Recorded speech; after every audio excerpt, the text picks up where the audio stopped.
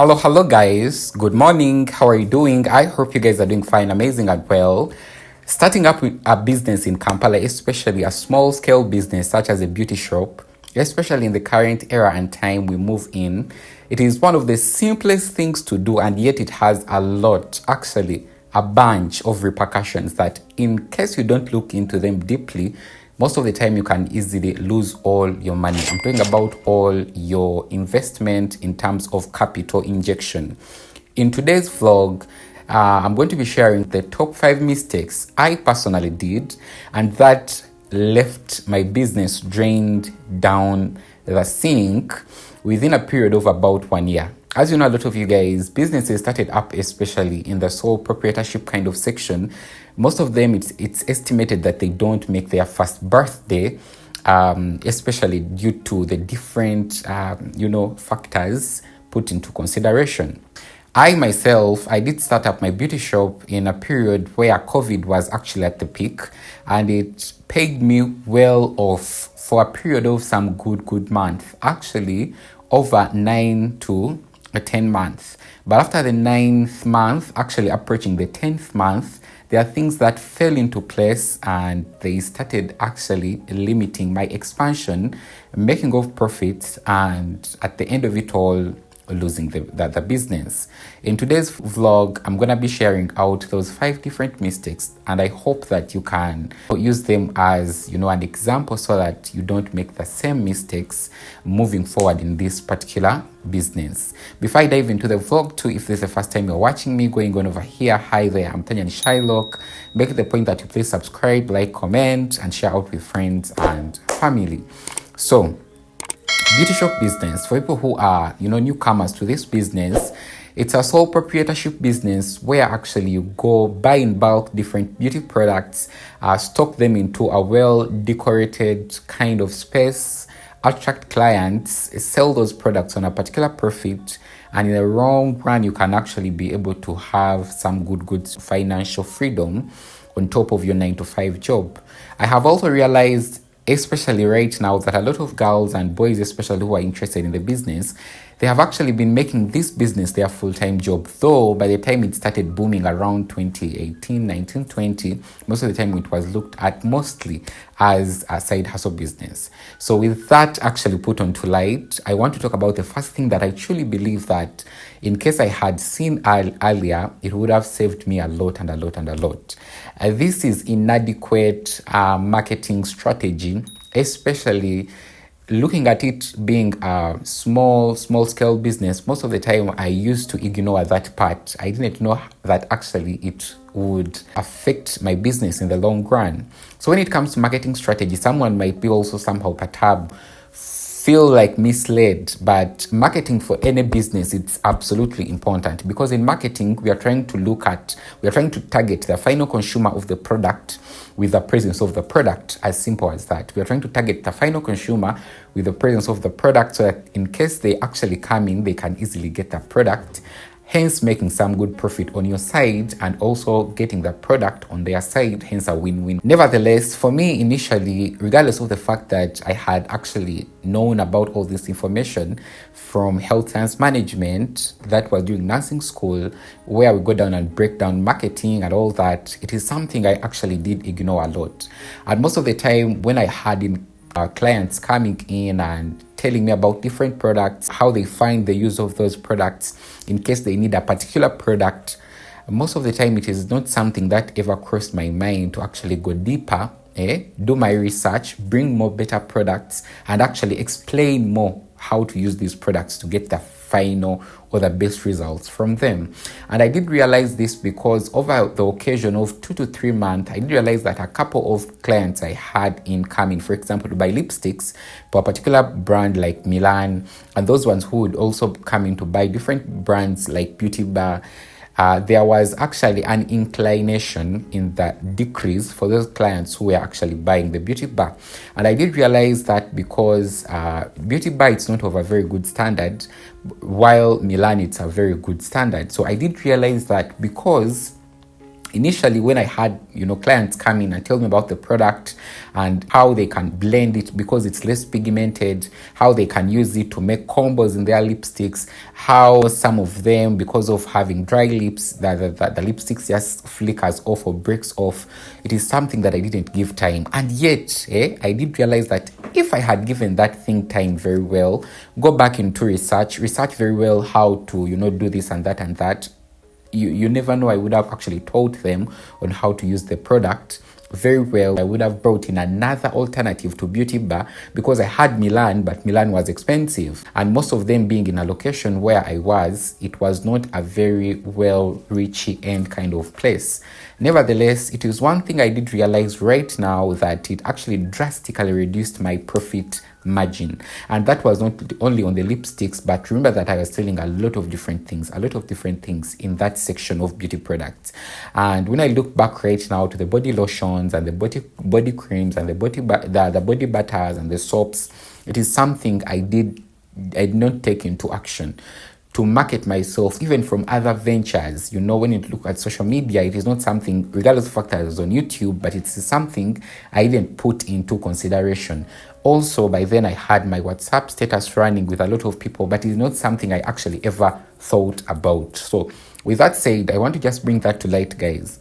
Whenever you're having a small scale business, try your best so that you strategize. Have a marketing plan in place, and having a marketing plan in place will actually help you a lot to make the point that you dig deeper when it comes to these products before you bring them to your final consumer. Guys, this brings me to the second mistake that I truly believe that it costed me a lot when it comes to the downfall of my business.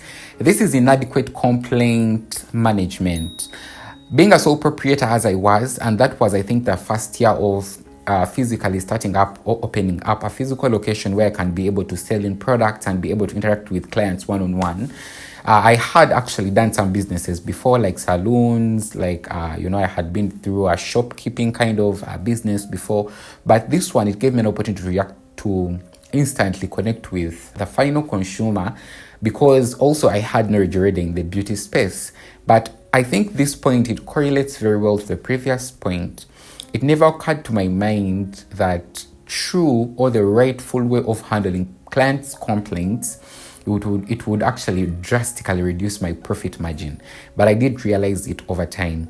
Right now, there are instances I remember very well, and I'm like, if I wish I had actually changed the product and I gave her the other product actually free of charge, because maybe the other one was damaged, maybe because the other one, it had passed air, the concentration had tried to change, maybe it was oxidized or something like that.